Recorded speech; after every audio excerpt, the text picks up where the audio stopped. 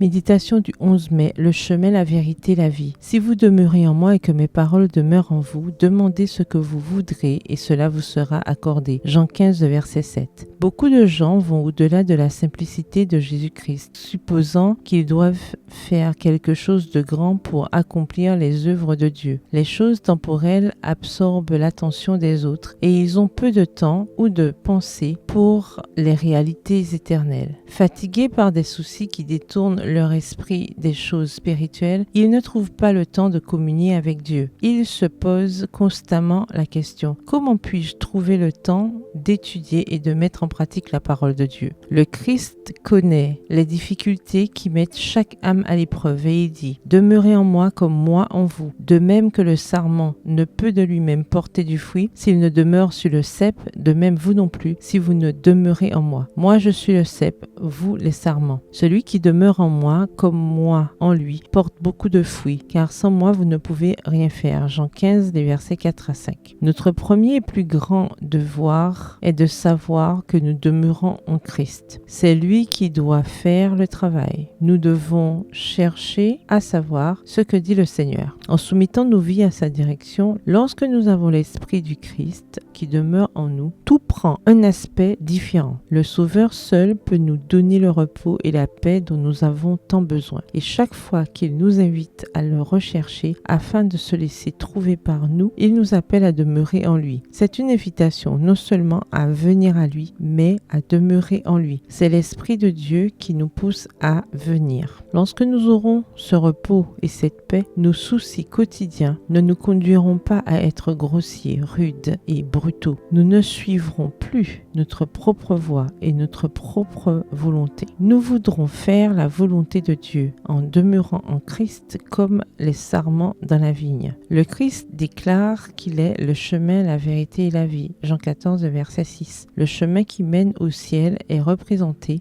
comme un sentier étroit tracé pour que les rachetés du Seigneur puissent y marcher. Mais la vérité éclaire ce sentier à chaque pas. Le salut signifie pour nous l'abandon total de l'âme, du corps et de l'esprit. À cause des éléments indisciplinés de notre nature, nos passions prennent souvent le dessus. Le seul espoir pour le pécheur est de cesser de pécher. Ainsi, sa volonté sera en harmonie avec la volonté du Christ. Son âme sera amenée à la communion avec Dieu. Extrait du manuscrit 73, daté du 11 mai 1899, intitulé « Demeurez en moi ». Bonne soirée, que l'Éternel vous bénisse.